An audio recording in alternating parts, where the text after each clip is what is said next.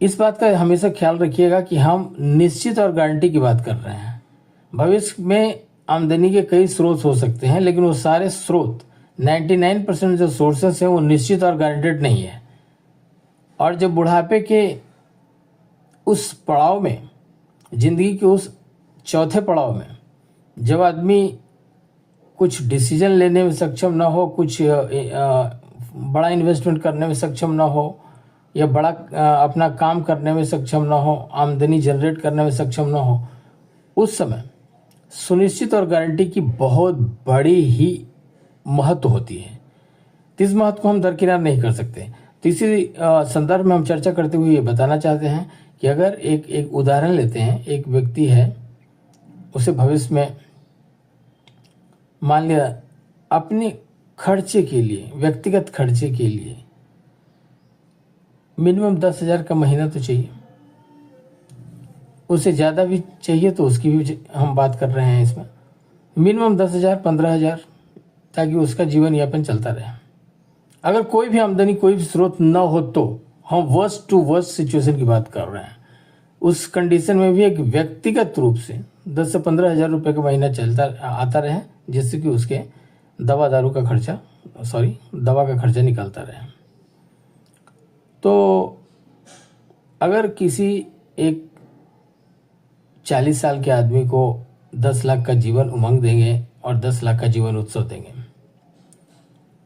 15 साल का पीपीटी दोनों में देंगे, 15 साल पूरे होने के बाद जीवन उमंग से उसको 8% गारंटेड, 8% ऑफ सम एश्योर्ड, और जीवन उत्सव में हम उसको फ्लैक्सी ऑप्शन देंगे, याद रहे।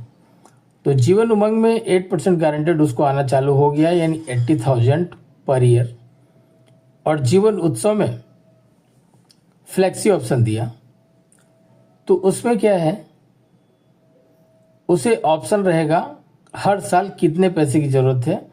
तो जो भी उसकी जमा रकम LIC के साथ है उसका 75% वो निकाल सकता है, और बाकी के रकम पे LIC उसको 5.5% का ब्याज देगी। उमंग से ऑलरेडी उसको 80,000 पर ईयर मिल रहा है। जरूरत पड़ने पे वो उत्सव से अपनी जरूरत अनुसार पैसे निकाल सकता है।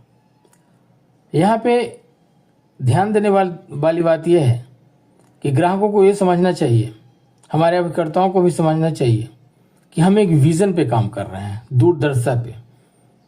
दूरदर्शिता क्या है कि आज से 10 साल 15 साल बाद जीवन उमंग का 8% और जीवन उत्सव का 10%, 10-10 लाख की 2 पॉलिसी हमने दिया, उसका एवरेज 9% हुआ। अब उमंग में तो 8% आ ही रहा है, उत्सव के 10% जो आ रहे हैं उसको हम बढ़ाने के लिए फ्लेक्सी ऑप्शन लेंगे, और फ्लेक्सी ऑप्शन में हमारी जो 10% आय होगी उत्सव से वो LIC के पास होगी, और ज़रूरत अनुसार हम साल में उसे समय समय पर निकालते रहेंगे। अगर नहीं निकाले या निकाले भी तो जो भी बचा रकम LIC के पास रहेगा उस पर LIC 5.5% का ब्याज देगी।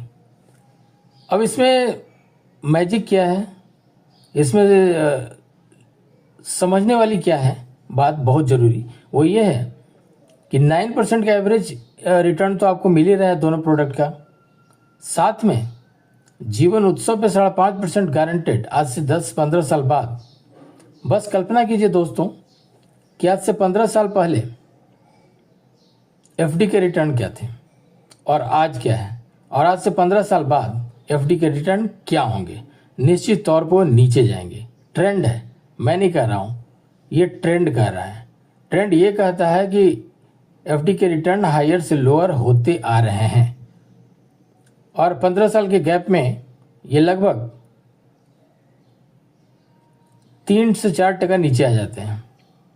तो आज अगर किसी को 6% FD पे मिल रहा है तो उस समय 2.5 या 3% मिलेगा मैक्सिमम, और उस समय LIC आपके पैसे पर, आपका पैसा जो LIC के साथ है उस पे 5.5% एडिशनल दे रही है। तो उस समय जब FD के रिटर्न 2.5 से 3% होंगे, 3.5% होंगे, मैक्सिमम 4 भी मान लेते हैं, उस पर आपको 5.5% कंपाउंडेड एनुअली चक्रवृद्धि ब्याज की दर से दे रही है, तो दैट इज द मैजिक। इसी को कहते हैं फ्यूचर सेविंग, इसी को कहते हैं वाइज सेविंग, बुद्धिमानी और दूरदर्शिता से लिया गया निर्णय। ये आपको भविष्य का सुनिश्चित और गारंटीकृत आमदनी में आएगा। तो दोस्तों, आप कोशिश करें इस मार्च में, और कभी भी जब आप किसी कस्टमर को भविष्य की सुनिश्चित आमदनी की बात करें, गारंटेड इनकम बेनिफिट की बात करें, तो उमंग और उत्सव का कॉम्बिनेशन जरूर दें। अगर मेरी बात समझ में आई तो इस पर आगे कार्य करें, अगर नहीं समझ में आई तो do message me, do call me, do meet me personally, so that I can clear all your doubts with my presentation and explanation. Wish you all the best. Jai Hind, Vande Mataram.